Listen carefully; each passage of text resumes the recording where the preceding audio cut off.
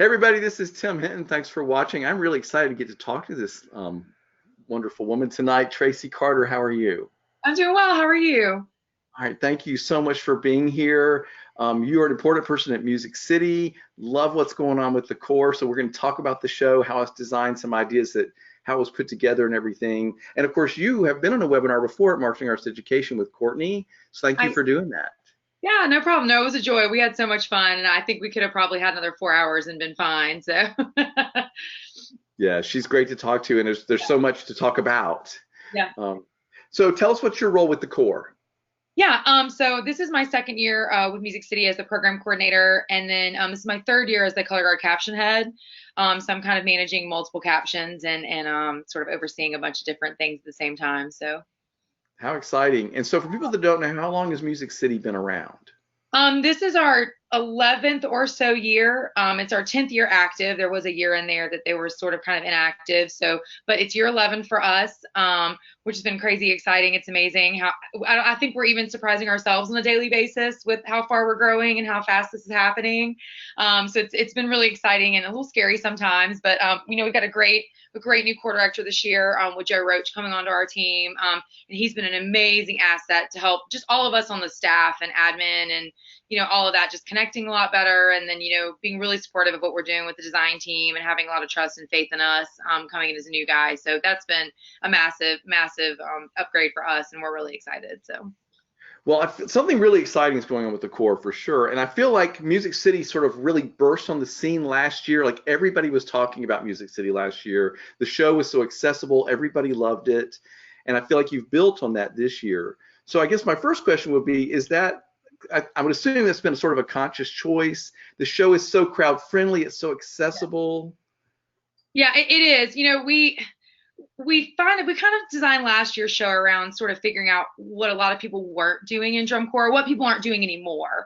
And we thought that might just be a really good, way for us to get in and get seen and get recognized. There's so many really high level things going on, and not that we don't have incredible talent in the students we have come in, but there's a growing process to building that. And we thought, what can we do now? What can we create now that's different and unique and makes us stand out from the rest? And that kind of part of our design conversation and process is sort of what led us to last year's show. We wanted it to be accessible, we wanted it to be gettable, and we wanted our really young membership and their families and their friends and their communities to get on board with us really quickly. And honestly, I think a lot of this just came from that. I think we just really developed a really early connection with our own people and our own friends and family and communities and these small places that some of these kids are coming from. And I think it just blossomed from them. They became such huge advocates for us. It's such a massive fan base within ourselves. And, they're sharing on their Facebook friends and telling the aunts and uncles and friends and colleagues. And I think that's really, kind of the start of what happened for us. When we started the season, we kind of had a list of about 3 or 4 things, and we said, these absolutely worked for us last year. Some of them were by accident, but we're going to roll with it and we're going to keep doing it. And so, we came in with those handful of things that we said we have to have these in the show no matter what it is, no matter what's happening. This is what we do now, and this is what we think is going to work, and that's part of what we want. And so, the first thing on that list was we still really wanted to make sure we could be really creative and interesting in our field entrance. That was a really positive thing for us last year, and what we did It with the was. train entrance. And number one on the list was we got to do something that we can still use to be creative in the way we come onto the field, because we think that may be something kind of identifying for us and what we do. Number two is we really wanted to keep musical diversity in our program. That was something that we really loved as a staff, and the members loved last year, just being able to have different characters and different moods and different styles for them as musicians. They loved being able to get that kind of information from us and being able to kind of grow as individuals that way. So, again, we have Robert W. Smith on our team, and who better can you get than him? And Yeah, he's, he is yeah, so talented, and the core sounds so amazing. Of course, playing his music, and yeah, and I yeah. love that about the both last year and this year's shows is the diversity of the sounds and the type of things that you're playing is really interesting. Yeah, yeah, that's something I think that is working for us now, and we're gonna ride with it until it maybe isn't working for us anymore, but that's kind of how these things go. So, as long as the members are happy and proactive and excited about doing it and getting better at that and taking that as a learning and growth for them, then we're going to keep providing them with those kind of opportunities. So, Cool. All yeah. right. So that was the first two things on the list that you wanted to make sure. So you said last year you were wanting to do some things that people weren't doing. Can you tell me a little bit more about what you meant by that? Yeah, I think we just, we wanted to kind of fill maybe a little bit of that void with the really audience friendly production. Right. Um, That's what I you thought know, you meant. yeah, we have, I think in the drum corps community, and I'm not trying to say this to offend anybody, but I think we've got the ones that have done and the ones that have seen. And I think there's a really big disconnect in what those people view when they look at drum corps, and the people that have marched drum corps and been in it and have been teaching or experiencing or been around for a long time, they understand the evolution of where we are, and they understand and they get the demand and the requirements and these really high level sophisticated shows and skills they're putting out there. They get that. And then you've got the upcoming 15-year-old that wants to be in drum corps next year. And you've got his mom who, helps sell nachos at the concession stand at band games. And maybe that's the, football games at the band. And that's the most they've seen. And I think there's a really big gap in between there. I don't think there's a lot of people in the middle anymore that know a little bit about drum corps. I think you either know a lot or you don't know anything. And I think we kind of really took pride in maybe being able to be the person that could help people start their drum corps experience with something they feel good and smart about understanding what it is, and not feeling, oh, I'm so sorry, and not feeling ostracized, or maybe a little above what they're ready to receive. And I think it used to be a lot more like that. I think the drum corps community used to be a little more new audience friendly than maybe we are now. And I'm not saying it's wrong or right. I just think that was an opportunity we saw, and we decided to go with it. So, Well, it was just exciting last year. The first time I saw the Corps was in Orlando, which is pretty early in the season, and I was running around doing interviews. And when I made it back to my seat, everybody was talking about Music City, and that carried on the whole season. And so I was excited for the yeah, Corps. It's great to get a buzz like that going, and especially with like the developing Corps, and you guys have got an identity, and people are talking about you. Like that's a great place to be in. it is. It is. And our first year in world class last year was a little nerve wracking for a lot of us. It's a big jump and it's a big difference. And so, there were a lot of even just logistical and administrative parts. We were like, oh my gosh, I hope we're ready. And so, for us too, it was a little bit of kind of a safety zone of taking the experience from the people that we have in the drum corps and going, okay, we know these things work. We've seen these things work. We know these things are going to be effective. We know these things are going to be relatable. And so, I think we sort of started with the base of that in the concept with last year and making it not even be too much for us to stretch ourselves as a brand new world class organization. And then this year, like I said, we started with let's stick with what we know works and what worked for us and what we did well. And now let's start building some layers into that. Let's start building some different emotional content. Let's start building some different, requirements from the membership. Let's start building up the difficulty and the demand of what they're doing. So we can hopefully make a really strong decision in kind of growing ourselves over time and growing ourselves year to year, to get to where we want to be long term. So. Okay, so we're definitely going to talk about the show, but I have to point out one thing. I think what you said was so smart. So I hope that if there's any band directors of developing bands, most band directors are developing bands that Right, we're right. trying to get their program to a place they want So it I to feel be. that. I mean, absolutely. That's where we Yeah. all live. But the point that you said that was so smart is like, here's the things I know work. Here's the things I know work for my group. Here's the Right. know that I work for my students, my community. Like, I think if people would remember that very thing you said and not try to, we can't all be BOA finalists when we have a band that's developing. Right. Well, and it's not just you training your staff and your people. It's you training your fan base to understand what you're doing. And we've had conversations, even myself with our media team this year at Music City. We're going, what do we want our people to know about what we're doing, and how do we train them to look for that? We're a little bit busier than we've been in the past with what's going on visually in the show. We've got a couple more moments and more focal points and things, and we've even had conversations. We have to help our audience, the people that know us and love us and are going to clap no matter what. We got to train them already to look for the things that we know they need to look for and react to. And I think that's really the trick to all of that. You can design however you want to, but it's training your audience to follow follow that journey with you and grow with you and develop with you. And then you keep that fan base and then you gain more people as you go. So of Mice and Music, where'd the mice idea come from? Because it's so clever. It's so much fun to watch. Thank you. Well, again, talking about earlier, the third thing kind of on our list, and we said, that went really well for us last year, surprisingly, and we didn't know, it was a surprise to us and the membership we had, the kids just really, really took to being in a character. That they were very emotionally open-minded for us. They were really, really fearless in their pursuit of like a lot of the kind of ideas and organic movements and things that we threw out at them last year.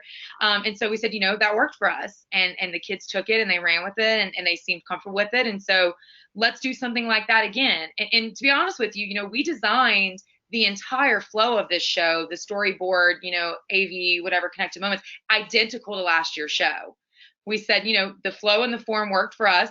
Let's do that again. And now let's do, more costumes and more character and more sound effects and more demand. And so, we just put that kind of same template in place and then we figured it out in a new way. So, originally the conversation, Tommy Keenum is part of our design team with us. Tommy and I have worked together for a very long time.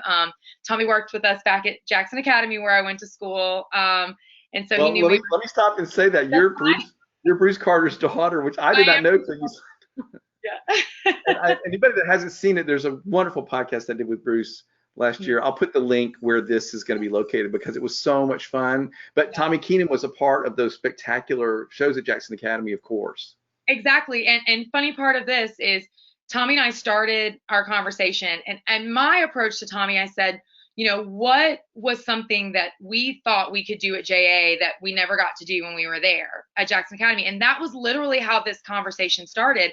And Tommy said, I had this idea the year after 1993, after the really successful year that Jackson Academy had. Tommy said, I had this really rough, not hatched out idea of maybe playing with the idea of city versus country from a pastoral, natural standpoint. And it was a very, kind of highbrow, let's play with nature and play with natural ideas. And I jokingly said to him, kind of like the country mouse and the city mouse. And Tommy said, yeah. And we laughed and we hung up. And I went to my school and I went into I have parking lot duty in the afternoons, like all band directors and teachers do. And I was standing out in the parking lot, moving traffic around. And I said, but what if we do? And I called Tommy back immediately in the parking lot and I said, Tommy, what if it is the country mouse and the city mouse? And I said, think about what a great platform that would give for our members to have that character. And then, you've got that human element involved with all of that, which is what we're trying to build on them with them this year. The human element of maybe being in a place you don't belong and trying to figure out where you are and trying to accept your differences as positive parts of your personality. And we just took off from there. I mean, we were probably on the phone for 3 days straight because that's just what you do. And it just came in this whirlwind of, a funny story came from a conversation about Jackson Academy and Tommy's time working with us. And he and I just happened to have that background and it felt right when it happened. As soon as it came out of our mouths, we said, yeah, this sounds like the perfect balance of who we're trying to be and where we're trying to go. And how we can continue to grow through this concept. And that's where we started. So. And what I love about that is, well, first off, we all know Tommy's a genius. So that just goes without saying. So the fact that he's involved makes a lot of sense to me. But the other thing is you've given the audience a template they know. Like I love when that's a jumping off point for a show concept. It's like we all know the country mouse, city mouse thing, and we bring to the table like a lot of explanation in our head already that's so helpful when you start to perform. Yeah, and I think it's helpful for our age group that we teach too. As a younger core, we also have a lot of younger members. And I even had a conversation with my own school and my own directors at home about, kind of when we design conceptually, even for my own high school marching band, it's really easy to think of an idea as being a great idea, but then you have to think, do our kids have the ability to perform this idea in context? And there's a lot of really great design shows with really great concepts that just just don't have the right level of the ability for the kids to be committed to doing it. And that's what immediately stuck out to us with this is, it's really easy for me to look at a kid and go, how does a mouse move? What's their mannerisms? How does that interact with how you can move in your body? We can move quick and we can stop really suddenly, and we can move low and we can move on our toes. And, there's a really easy dialogue to have with new and young and growing performers with that. But then you also kind of have that nostalgia, there's a story, and there's, you can almost sort of visualize the grandpa sitting you on his knee and telling you that story, when you were a kid, and putting his own interpretation on it and the silly voices and, that they do. And I think there's that kind of next level of maturity of understanding, okay, this is something from my past, and now I'm interpreting it for me and for my feelings and for what I take from it. And then, like I said, then we're trying to build this balance of adding more difficult skills into our program to kind of continue to grow them from a drum corps performer. And I think just being able to get them out there from the start in a character and an element that is comfortable and achievable for them lets us make it easier for us to grow them as individuals and performers quicker. So. Man, those concepts of show design and instruction are so spot on. I totally love everything you're saying. So I know there's like pink and blue with the country and the city for the guard. What is the role of the corps members themselves? Yeah, so theoretically, the core proper sort of constantly represents the city. A lot of the music this year is really jazz based. It's all really jazzy, and that's kind of a sort of higher level musical content for us too. Again, kind of trying to take those baby steps up through some new ideas. So although we have country mice that come into the city in the opening and kind of explore and play and get stuck in traffic and things like that, we don't ever really necessarily take everybody into the country. We just kind of play off the juxtaposition of those ideas. So the core proper is kind of meant to sort of always, the other funny kind of side concept is you sort of have that idea of like a rat pack when you think of, you know what I'm saying? And so there was all these levels to the funny part of the design of this. So the core proper is really sort of like our rat pack. They're the music and they're the voices and they're the personality of that kind of character. And then we sort of let the guard play with kind of, deep diving down a little bit deeper into the juxtaposition of the two and how they match or don't match, or, how we can play off of them. One of my favorite moments of the show is the introduction flag we have that's in this really bright fuchsia. That most of the city moments are in pinks and purples and really bright fuchsias, and then the country moments are blues and greens. But there's a moment where some country characters come into the city characters with the flag, and it's the exact same flag, but it's printed on pink and green. And they do the same choreography. There's a couple of little juxtapositions, but it's just so interesting in context to see how even doing the same choreography with the same flag at the same time looks like two different things. Because, and it's been kind of fun just to sort of play with, how we can creatively just sort of represent we're the same, but we're not, or we're different, but we're not, and I think that's kind of our overarching theme in this is, there's a lot more in common than there is apart for us. So. Right. So I don't want to get off track, but since that's such a theme in our society right now, was that part of the thinking was let's address a little bit of that? It absolutely was. It absolutely was. And part of our kind of, as we've continued to develop and we've continued to dive in through this, that's been more of what we've tried to add to our show is continually building that idea of finding a purpose, finding a place. There's lots of times you don't feel safe.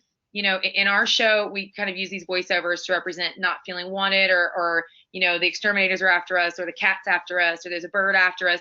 But it's really meant to just represent that fear and that anxiety of not feeling like you're safe in the place that you are.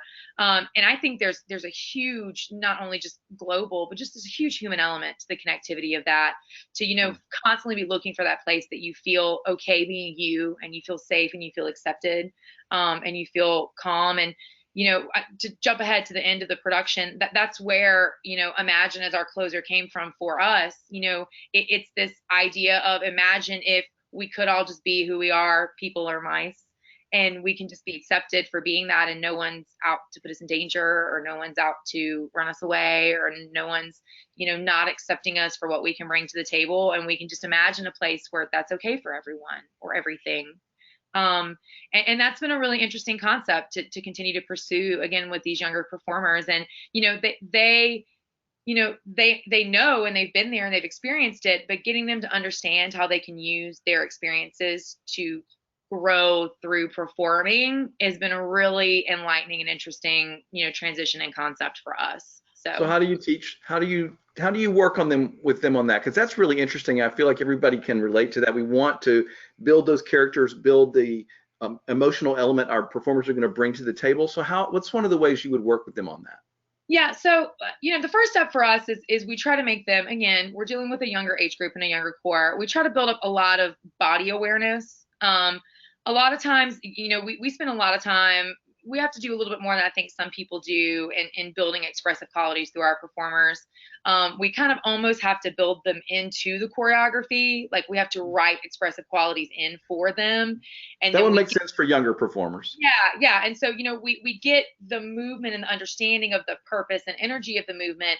And then we have conversations over, let's talk about what this should feel like. And let's talk about what's creating this moment conceptually. And let's talk about how, we can build upon this as people. We expose them to a lot of different music. I know with the color guard too, we spend every day in warm up exploring new musical ideas and new musical mood and theme. And we spend a lot of time in our body warm up through them, just doing a lot of that to kind of find that emotion. And we spend a lot of time, it doesn't have to be the same thing. It doesn't have to mean the same thing to you. You don't have to feel a certain thing. You just have to feel something.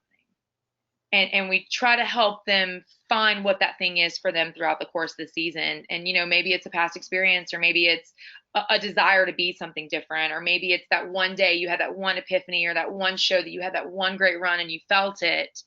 And we just kind of have a constant dialogue with them about that and try to consistently, make them okay with communicating and developing and expressing that to us on a regular basis, and just, build on that wall and just, have a level of trust there. So Okay, and super smart that you just pointed out, sort of in passing, but like let's use our daily warm up time, our block time, or whatever. Let's use it for a second purpose as well. Like yes, it's doing all the technique stuff, and we're getting our day going, and we're getting our bodies going, but you're also using it to help instill some concepts and things. Like that's super smart educational thinking. yeah, and you see it, and when and I say this about my normal everyday teaching, it's all about evaluating your membership as individuals, and really knowing them, and knowing what they're comfortable doing, what they're not, and when it's good to push and when it's not. But when you see it, when you see that member that one day they got it, and that one day they're different, and there's something about their quality and their energy that's changed, and you go to them and you go, what was it for you today? What made this happen? What clicked with you? What was that light bulb? And then maybe there's 4 or 5 others that you didn't notice, but it was the same thing for them that day. And we try to stay very aware, and very attentive to who they are, and how they're developing, and there's going to be lots of different paces all the time with the kind of age group we're working with. And we have, if a best case scenario, we have 2-year world-class members, best case scenario for us. So there's a lot of learning, and there's a lot of growing, and a lot of dialogue and evaluating, and just constantly making sure we're in the know of who they are, and where they are that day is helping us help them. Yeah, and what I love that you're also talking about, this is something I try to remind people about a lot, is there's a lot of cores, and they have such a variety of ages, experience Yes. levels, whatever. And I think I want people to remember that, like when you're seeing some of these younger cores, you have to remember, like, where did they start? Where are they coming from? The arc of the season is so different than it Yes. is for like the top 5 group, where they come in Yeah. and they're ready and they're adults already, basically. Yeah. So I like that we're discussing that, because I'm sure your arc is so different. It is, and every single member of our drum corps is there for a different reason. You probably couldn't find 10 kids there for the same thing. Some of them are there because maybe they knew someone that marched there that came home, and some of them are there because they want to get to a different level drum corps later, which we eventually want to be those people. But for now, we're going to be those helpful people. And then you've got those kids that I know for me in the color guard this year at Music City, we've got a lot of like age out members. This is their first year and it's their age out. And a lot of their comments are, we just wanted to march drum corps before we were too old to do it. And this place just looked like the right fit. And so, there's just an interesting paradigm of people and the reason they're there for us. And I think it's really liberating in a way that we don't have kids coming in to pursue a placement or pursue a medal or pursue, maybe long-term goals for them. But it's liberating in a way because we get to just take that time and get to know them and grow together. We don't start any of our seasons, since I've been there, we don't really start any of our season with a goal. We just give them as much as we can and we feed off of them and we grow together. And every year I've been there, we've surprised ourselves with what we've been able to do. But our membership creates that for us. We give them our all and they stay open-minded and trustworthy of us and we're just all growing and we're just learning together. So Yeah, you're giving them a great drum corps experience. Like ultimately, I mean, I try to remind people of this too all the time. Like yes, we get caught up in the scores and the picks and all, but really, when I think back on my drum corps career, I don't remember all that. Like I remember my friends and the fun of performing and how even the fun of rehearsing and being like drum corps is a great thing to be a part of. And I love that that's the most important thing. It is, and sending them back out into the world better than we found them. You always have that drum corps conversation when you're on tour. Leave a housing site better than you found it, and leave the field better than you found it, and clean up trash if it's not yours. Well, that's what we're doing with them as individuals as well. We're going to send them back better than they came to us.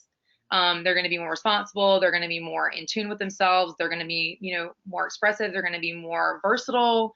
They're going to be able to deal with adversity more. And with most of our kids being in high school, that's a huge thing for us to send back out into the world, are really well-rounded high school members that can bring that into their programs and help everybody around them grow. So, well, I love that your show is talking about how to feel like sometimes you feel like you don't fit in, or how do you treat other people who aren't like you. Like those are good things to be thinking about right now for those students as well. So I love that that's on their minds as they're working on the show all day.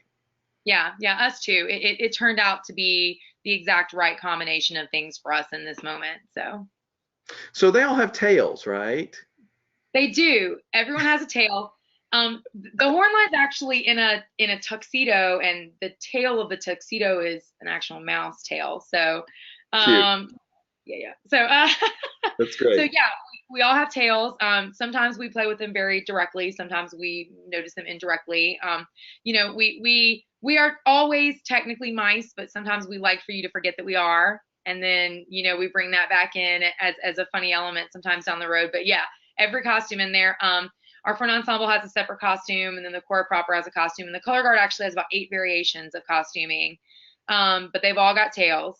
And one of the funny conversations we had during the design meeting is, sort of kind of an underlying theme is, what's your tail, TALE ? And we think there's something interesting about, us constantly using the word tail and referring to choreography or our day or our theme. There's also kind of that other connotation of like, what kind of story are you gonna tell? What are you gonna come out of this being and so it's been really fun to kind of find all those little, nuggets of things we can create and sort of develop along the way. So. Well, and I just love how you use them. Like there are times in the choreography that the guard's like swinging them and stuff, and I'm just like, this is what I want the show to be. Like if you're gonna be a mouse and we're all gonna have fun, then I'm so glad you did that. You know what I mean? Like I'm glad that you didn't hold back on some of that stuff. Yeah.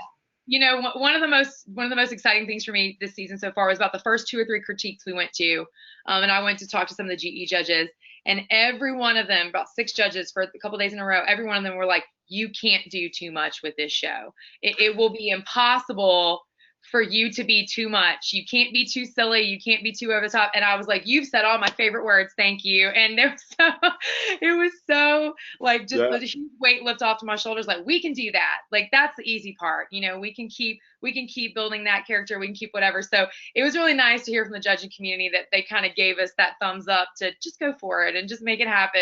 And if you're gonna do it, man, go for it. Like I love that. Okay, so the other thing I want to ask you is like the first musical hit of the show is such a wow. Like what is that music? And again, my hat's off to Robert W. Smith. But like what is that? Because it's so like the first thing the drum corps plays is just like knocks your socks off. So again, we wanted to figure out a way to parallel the process and the flow of how we programmed last year. So, we had a really interesting introduction into the field with the train, and then we did sort of the same thing. We had just a really big in-your-face introduction. We did a little bit farther back in the field, so we didn't get quite the power. And that was kind of the first conversation is, why don't we sort of do that, but do it, up a Yeah. little bit more, which also, side story, is kind of part of our conversation about our front ensemble arrangement in this show. We do have a lot of our front placed onto the field, and we're using a lot of the space in front of that. Again, as a younger core, we have younger members. We don't have a massive amount of amplification because that's not part of our process yet in kind of developing our drum corps. How can we be louder? And first comment was, if we're going to be bigger and louder, we just need to get everybody closer. And so that was really kind of a design element for our own benefit to figure out how we could creatively just make ourselves louder. We don't have shotgun mics. We don't have some of the other really cool modern things everybody else are using. So we had to figure out a way to make ourselves be different in that way. So anyways, and so, we wanted another really in your face, really jazzy, really, immediate. We're doing something different and we're sounding different and we're exploring something different musically. And so, yeah, Robert, wrote some original music for us. It's very, very similar to an opening from Suncoast Sound from back in the 80s. So any of those people around are going to recognize. But of course, Robert's always brilliant and he always does a great job for us and he listens so intently to what we need. And the first entire half of the show is all his original music. So we're super thankful to have somebody like him that can do that for us and So make it, great. yeah, and still make it catchy. I think that's one of the hardest parts about original music is still walking away and having that tune in your head and having that. And I go to bed every night with it in my head, so I know it's catchy. So but yeah, it's just, it was our way of, we have a lot of people involved in our drum corps, between Robert and some of our staff and even some of our other designers and in the design team that are a lot of quote unquote old school drum corps people. And we have liked, since we've been there, to kind of have some of those elements in our show. Again, so we can kind of bridge that gap between new drum corps and old drum corps membership. Those people that are in the stands, we want kind of to have a little bit for everybody. So we like still having some of those, old timey drum corps sounding moments and those old timey kind of drum corps visual moments. Again, they work. And they've always worked and they worked for a long time. And who are we to say they're not going to work for us? So, Yeah. we're trying to be a little bit of everything for everybody, I think, in that. And we're really happy with how it's come together. So. No, it's great. And I love when a drum corps show has some of that drum corps. Like I want it to seem like drum corps at some point, Yeah. and there are certain arrangers who are great at doing that. They like this, it's a modern show, but it gives me what I want, because I've been around the drum corps activity a really long time. So I just love that whole opening of the show. To me is all such a 10, it's so much fun the way they come out. Like you said, they're in character. It's super fun and playful. And I'm like, well, where's this going to go? And then, wow, this jazzy hit. That whole thing works for me. Just super great. Yeah, well, like I said, we wanted to keep the music, creative and eclectic in the way that we designed that, but we also knew that we wanted to take it up a notch for us, and we wanted to, little baby steps. We wanted to make it more difficult, and there's something about playing and being in that kind of jazz genre that gives it another level of sort of sophistication that wasn't Art. something we were doing before. And there's stylistic differences in there and articulations and phrasing and things that are different when you play jazz. So that was something really purposeful that we wanted to do for our membership, to give them, another level, some more requirements, some more, responsibility for them as individual musicians. So, as we keep kids through our program for multiple years, we're continuing to build these skills to take us to another level down the road. So. Well, I will tell you that was exactly my impression. Like Yeah. that worked on me. Was this whole thing happens, and then that first hit came in, and I said, "Oh wow, that this is up a step." Like that was Yeah. my impression. Was wow, they're up a step. Like, and that's exciting because we were all watching the core from last year. We're like, well, what are they going to do this time? So I think that the things you're saying you tried to do really have worked. Yeah. Great. Well, we're gonna keep layering in as we go, and every year we're gonna try to, figure out what that next thing is for us to start implementing into our program. And we want to build it the right way. We want to build it, educationally sound and with the right decisions for the kind of membership we have, and making kids feel valued when they're there, and making them feel like they're growing and getting better. So we feel pretty good about the plan, and we hope that we continue to let everybody else see our growth as we go through it, and get on board and like our Facebook pages and, you know. Well, yeah, I was going to say, yeah, I think you guys have really done a great job of in that whole world of sort of creating the buzz and the social media and the whole thing because, Carlos won the Marching Arts Education Yeah. Scholarship, and Joshua also got a bazillion votes, and both of them did really, really well. And I felt like that was the Music City family sort of rallying. So there's really is something going on there because Music City had a huge support for those scholarship applicants. Well, I think a lot of that it is directly related to the whole fan favorite votes that we got last year and going through fan favorite multiple times. Like I said earlier, I think we've just tried really hard from the beginning to build our community up around us, starting with membership and families and communities. And, in a lot of these small towns where some of our membership's coming from, this may be the biggest thing that they've seen or done. And we want to encourage them to advertise that. We want to encourage them to support their members. And, you just grow from there and you build a community from there. And I think a lot of what happened with Carlos and Josh is that, they came into our community and we had that support system that's built in and people that are they're click happy, man. They're ready and they're on there all the time, ready to let everybody know that they're on our side and on our team. And, and Carlos and Josh are incredible kids and we feel great to have them. And Carlos's story is so fascinating and so interesting. And of course, he's one of my kids and I see him every day and we're all just so blessed to have him around and, his age out year and let him continue to help us grow. And I know he's going to take all of that home with him too, which is so powerful for us because, not only now are we not sending a kid back to Tennessee, we're sending a kid all the way over there with this knowledge and this information. And world travels fast and he's making something for himself now there because of that. And, we get to help him grow and get to help him bring more education to his area. And, there's just not a lot of chances for you to do that sometimes. So. No, I mean, it's huge what he's doing. If anybody's watching this and you haven't heard the podcast interview I did with Carlos, where he tells his story and Hurricane Maria and like all of it is just, it's jaw dropping, really, what he's been through and what he's overcome and what he's accomplishing. It's really inspiring.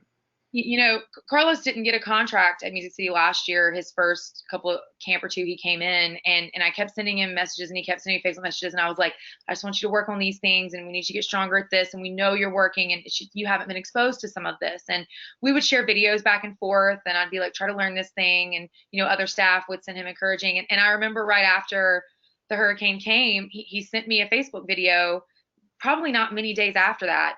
And it was him in his house, like outside in his yard, literally in bare feet, spinning flag. And he was trying to prove to me that he was working and he was getting better at spinning flag. And you could see in the background of the video what had happened around him.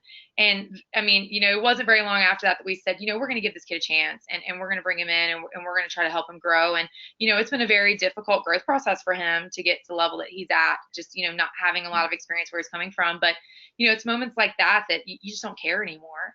I don't care if you can't spell flagpole. We're going to figure out how to get you here and we're going to figure out how to do it for you. And his desire to do that was just, really, really spoke a whole lot to us. So. Yeah, and it speaks a lot for your organization that you would give him that chance and be willing to help him in that way. And it is amazing what he's doing back in Puerto Rico with his guard skills. He's doing all these camps and creating. I mean, it's amazing. Yeah. He's taking it back. Like he's paying it forward from what you guys have given him. It's all of that's really a great story. Yes. Yeah, well, like I said, we're thrilled to have him, and it's been really fun seeing his evolution, and then seeing how fast he was absorbed back in and accepted in his community for coming in with his skills. I know, and I know a lot of drum people can speak for this.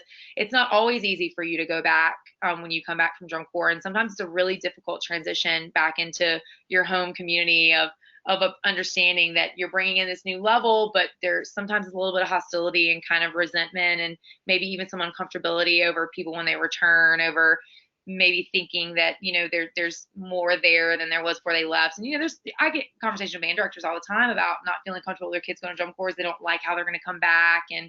And so I think that's a really good example of community accepting him and being grateful for what he's bringing back to them and not letting that be, a negative. So I think everybody and all directors everywhere can kind of learn from that. So. I gotta tell you, there's a lot of really exciting things going on in Music City, and I love that you guys took the success and the things that worked. Like this was your concept you explained. You took those things, you said, let's do them again, let's build on them. What else can we do? Like that is just how you're. This is how you're supposed to do this, people. Like it's just so conceptually correct for how to design and build a group. So I love that you explained that again. Um, you're having such a great season. Is there what else? Anything else you want to say before we finish about this year's show or the season you're having?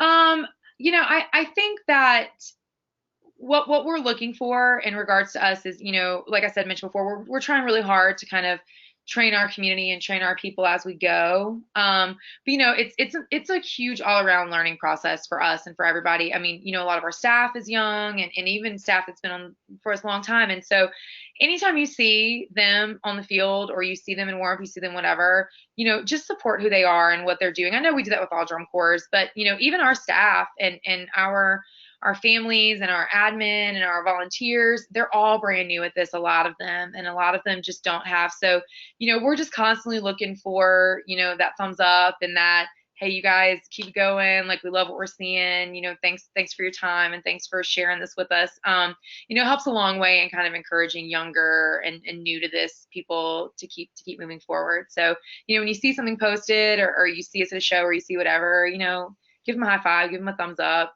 keep them motivated. Obviously, they're motivated. You don't go to drum corps if you're not, but it kind of helps the whole community around us. There's a lot behind the scenes than just the members.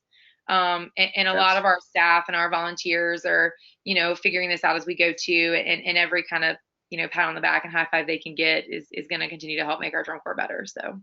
Thank you for saying that. People have no idea what a difference that makes. Just passing them and saying, "Hey, I loved your show," or going by the Subi booth and whatever. Like, all that stuff adds up. It's all super important. So I love that you said that. Mm-hmm. Yeah. Yep. And those behind the scenes people, man, they make it happen. They never get enough attention. So I love that you mentioned them. Yeah.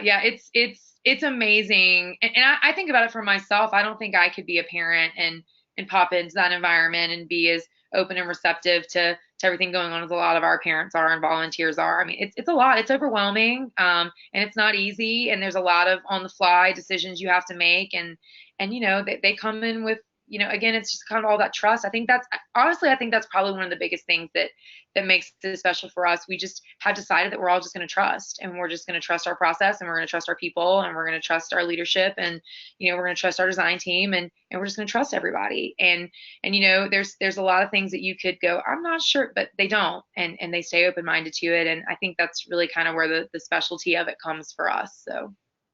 Well, you're creating that environment, so thank you for sort of leading that charge of all those things you just described. You're making that possible by the way you're leading the group with those concepts. So I really have enjoyed this conversation, Tracy. I'm super impressed with you. I love what's going on with the corps and so many of the concepts about how you put the show together and what you're doing with those students that are marching are like so spot on for me as an educator, things that I really care about and believe in. So I just want to make sure and say thank you for bringing that to the corps and to those students. Absolutely. Yeah. It's a new day for drum corps. We're in a new place and it's not a lot of what it used to be. And I think that, there's a lot of things and a lot of school systems and a lot of other programs that have worked for a long time too. And I think for us, it's been really helpful to just take what we know works in our high school programs and take what we know is working. And we're trying to keep it positive and keep it safe and, keep it what it should be and probably should have always been all along for everybody. So we're going to do this new thing and kind of do it with a new spin. So. Well, I can't wait to see the corps live. I'm going to see this weekend in San Antonio and then, of course, in Indy as well. So I'm going to be clapping my hands off for those kids. And again, thank you for the great work you're doing. And thanks for taking time to talk to me and explain all this stuff. I really love what's going on with the corps. Absolutely. Thank you so much for having me. It's been a pleasure. Find other interviews and videos from top DCI designers, instructors, and marchers, behind-the-scenes videos, interviews, and podcasts from winter camps, spring training, traveling during the season, and performances, all at marchingartseducation.com/DCI-2019. The Marching Roundtable is proud to be an official media partner of Drum Corps International.